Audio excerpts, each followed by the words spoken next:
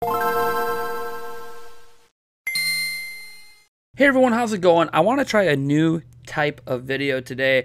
I'm playing around with formatting for more discussion videos because one reason that I don't have as many discussion videos come out as I would like is largely a formatting issue and an editing issue. I don't have a ton of extra time to edit these kind of videos. Not when I'm doing all those news videos, the prime news, the normal news videos, the podcast, all this other stuff I'm doing requires a lot of editing time. But I think I found a format here I like. You see me on camera, you see the story.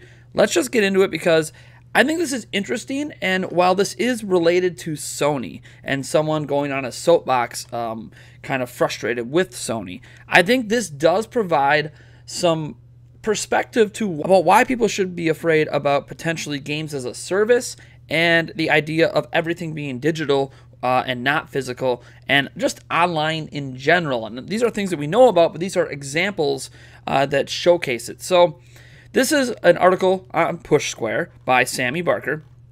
And as you scroll down here, it talks about, if our gaming future is to exist largely online, then you're becoming increasingly skeptical of whether Sony deserves his money.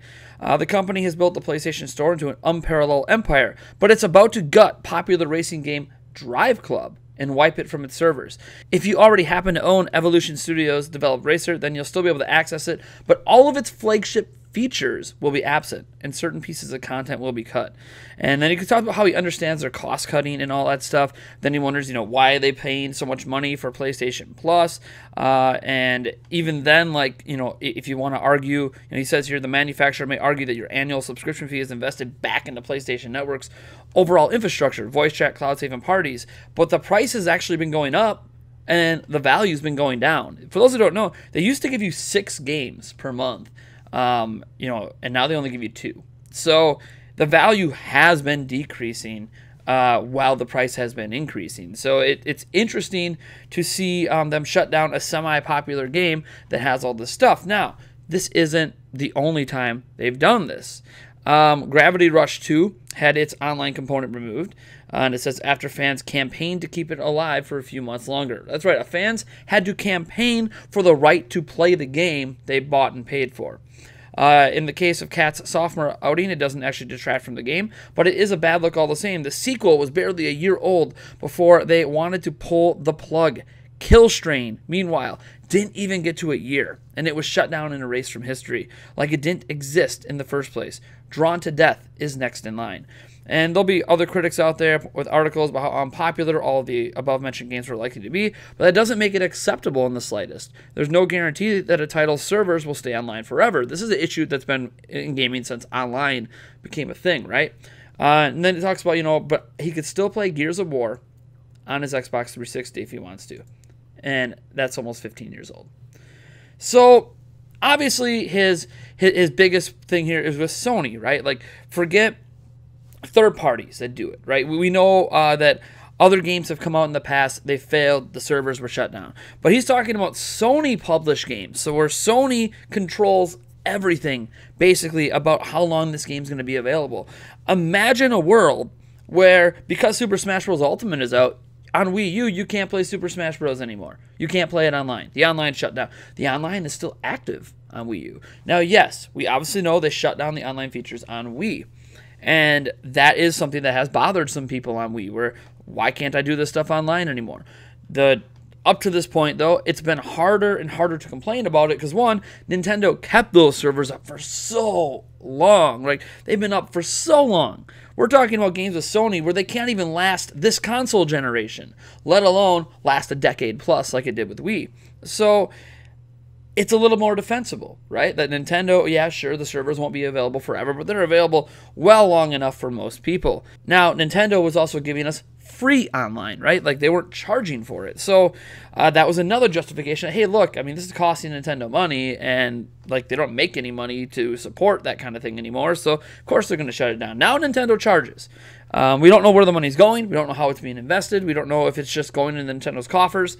They keep saying they're going to improve the online, but we have yet to see those improvements actually happen. I'm assuming at some point this year it has to happen. And I don't just mean adding SNES games, Nintendo. You said you're working on things to improve online. Tetris 99 is great. SNES games are great, but like, we don't just want content. We actually want better features. We want the features you do have to be improved upon. But the point is that Sony's first party, the point is that here is Sony, the most popular platform on the market right now, and they are publishing all these games, and some of them can't even make a year with their online components intact. And it's not even just that they're removing the online components, they're erasing the games off of the store. Now, granted, you could argue maybe that's a good thing because people might buy it thinking that it has online components that it doesn't, although you could just update the page and say, hey, look, this game, is going to be heavily discounted and it does not have all these features that it originally had, but if you're in it for the single player or whatever, fine, here, enjoy. This to me is baffling. And this is the future that we might be dealing with when everything is digital. So, let's say, for an example, that the next Zelda game, right, has an online component to it, right? That there's an online component. And that online component ends up not being that popular, right? And Nintendo shuts down the servers in less than a year. Nintendo's not going to do that. At least they haven't shown they're going to do that. But let's say they did. And in shutting down that component, they say, not only are we going to shut that down, we're going to remove the game from the eShop. Don't you think that's going to peeve a lot of people off? Now, granted, we're talking about a popular game that would never be in that situation. So maybe let's look at a different one. Let's look at you know what? Let's grab 1-2-Switch. Now imagine that 1-2-Switch had online features, and they shut down the online features, making just the single player, and then on top of that, they decided to remove it from the eShop. So the only way you could play that game is if you had a physical copy. And in the future, where physical copies might not exist, should that really be the way that things are? Is that the kind of faith we're going to put in streaming companies? Is that the kind of faith we're going to put in a digital front? Now, granted, Sony here appears to be much worse than anybody else. Microsoft isn't doing this. I mean, they even bring up how, like, Xbox 360 games you can still play online. Like, Microsoft isn't nearly as bad as Sony at this. Nintendo, I mean, they shut down things eventually, but that was back when they had free. We don't know what it's going to be like now that we're paying, so I guess we'll see in future generations. And Nintendo has had better respect for backwards compatibility and bringing games over, which Sony has not necessarily respected as much. But obviously with Switch, we don't get any of that, but it's a completely different form factor, so I don't know that anyone realistically expected backwards compatibility with Wii U stuff. That being said, I honestly think that this is a problem that doesn't get enough attention when we talk about things like Google Stadia, when we talk about xCloud, when we talk about if Nintendo, like if this channel in particular, talk about if Nintendo should launch a service. Our companies pulling out of retail and just going digital. Like, what happens if there's a digital-only Switch at some point? These are the things that you have to start thinking about, because the control for all of the first-party published stuff is in the hands of the companies running these services. And they could just say, look, you're paying for this service, but we're going to take this away anyways. A game that you already bought and paid for, we're just going to remove. And these are multi-billion-dollar companies.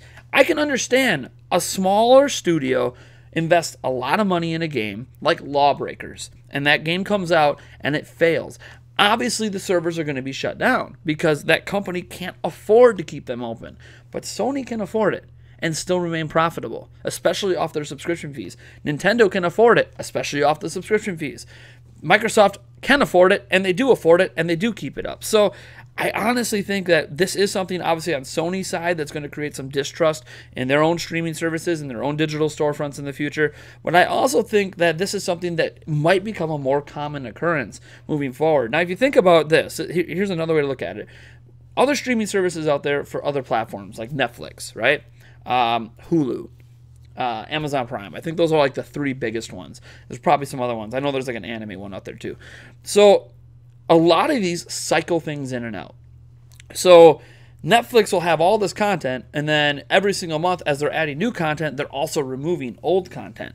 And in removing that content, that's kind of like what Sony's doing here. You're just taking something away that you previously were paying for and got.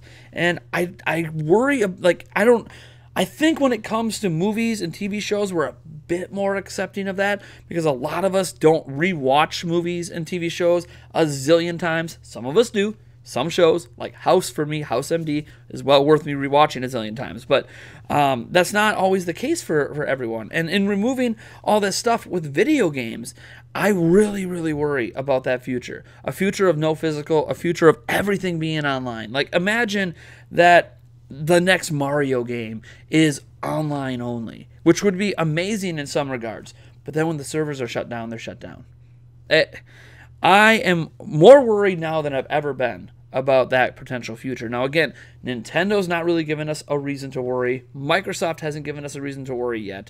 Sony's the one giving us the biggest reason to worry. We don't know how Google Stadia is going to function yet in that regard.